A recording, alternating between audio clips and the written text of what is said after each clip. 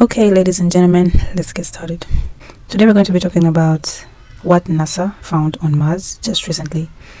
So on September 10th, 2025, NASA announced that they had found the best evidence of life on Mars. Before we go any further, if you like this content, make sure to leave a like, subscribe to my channel. I will appreciate all your support.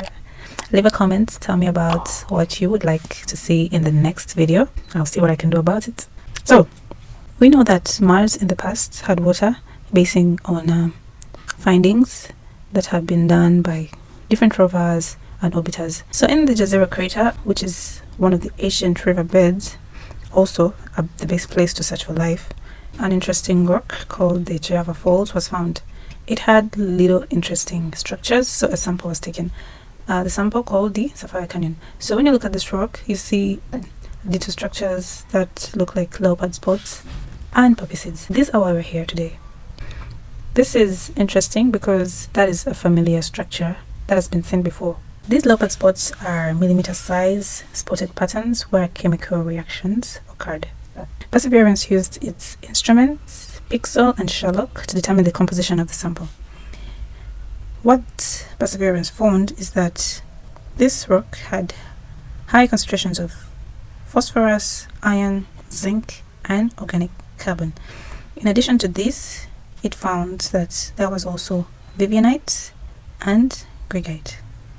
Vivianite is a hydrated iron phosphate mineral, and greigite is an iron sulfide mineral, so they're iron compounds. Now, what is interesting about vivianite and greigite is that they are potential biosignatures. Here on Earth, this specific mineral pairing, vivianite and greigite, can form through the activity of microorganisms. Guys, this is what makes this very interesting.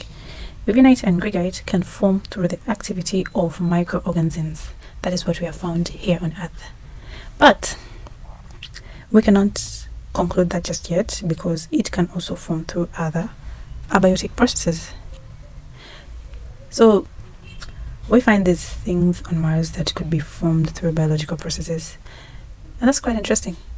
So in order to really understand what this is, scientists went ahead to look at these abiotic processes that can also lead to the formation of these iron compounds and see if they might have led to their formation.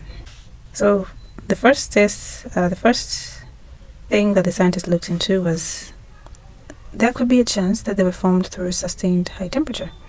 But when scientists did their research, they found that there's no geological evidence of rocks being heated to temperatures required to form these minerals. So that one was ruled out. Second, scientists looked at acidic conditions. Were there any kind of acidic conditions that could have led to the formation of these? And what the scientists came to find is that the rocks showed no sign of formation at all in highly acidic environments. So acidic conditions were ruled out. The third option is catalysis by organic compounds. Now, for this, it is unknown if organic matter available could catalyze the reaction for formation of these minerals at low temperature. After all this being ruled out, biological origin became the most plausible explanation for the formation of these minerals. So to sum it up, this is what the scientists found: a specific assemblage of minerals, that is vivianite and greigite, in a specific texture, that is the leopard spots, co-located with organic carbon in a known habitable environment. If you were the scientist, what would you think? Well, so there's a paper that wrote about all of these findings. You can find it on the internet and read about it and read through it and get to the bottom of this. So NASA says, according to these findings, that this is the best evidence of life we have so far on Mars. Although, I like to repeat this, although it is not definite evidence that there was life on Mars. And man, I want it to be true. So in order to be able to get to the bottom of this, further tests need to be carried out here on Earth, like in a laboratory setting, because all this data we are getting, it's just Perseverance out there sending data to us. We haven't been able to touch the samples, take them to a lab, analyze them deeply. We're not able to do any of that until a sample is actually flown from the red planet back to Earth. So that is where the Mars sample return mission comes in. The Mars sample return is supposed to bring these samples back on Earth so that we can be able to analyze them and, get to the bottom of this. But, well, it is not likely to happen anytime soon. Perhaps in the 2030s we'll be able to. So what does this mean for us? Life on Mars. If there's a chance that there's life on Mars, what does this mean for us? Guys, I don't know what to say, but it means a lot. It means a lot. It brings so many questions. You can't imagine the things in my head right now.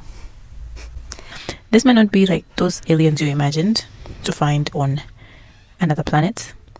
You might have imagined green guys with funny eyes and sharp jaws or something like that. Well, that counts as life, but ancient microbial life counts just as much as life, even if it's not there today. If there's a chance that it was there in the past, that is a big deal. And if it was there in the past, well, who knows? Somewhere deep down, it could still be there. And ever thought of it? If we found life in our own solar system on another planet, then I just can't imagine how much life is out there. But let's not jump ahead of ourselves. This is just the best evidence. It is not conclusive evidence. So further tests needs to be carried out, and so that we can really get to the bottom of this. So the Mars sample return mission is supposed to get the samples from Mars and return them to Earth. Or, this is another theory I have in mind. Well, I'm not saying it is going to happen, but if SpaceX manages to get there before the Mars sample return mission, then I'm just saying they could just carry the samples back. Well, this is all just me imagining stuff, really. Yeah, but if they get there first, I think they can just bring the samples themselves if they go before that. And of course, I've already talked about how if there's life there, that could mean there's a much more abundance of life in the universe than we imagined, which could really change the way we think about life. And there's a chance that there's life which is more advanced than us. Okay. Okay. I don't know what that would mean for us. What if they came here? I want to think about it. Okay, so then this marks the end of this video. Don't forget to leave a comment, leave a like, subscribe if you like the content, and I'll see you in the next one.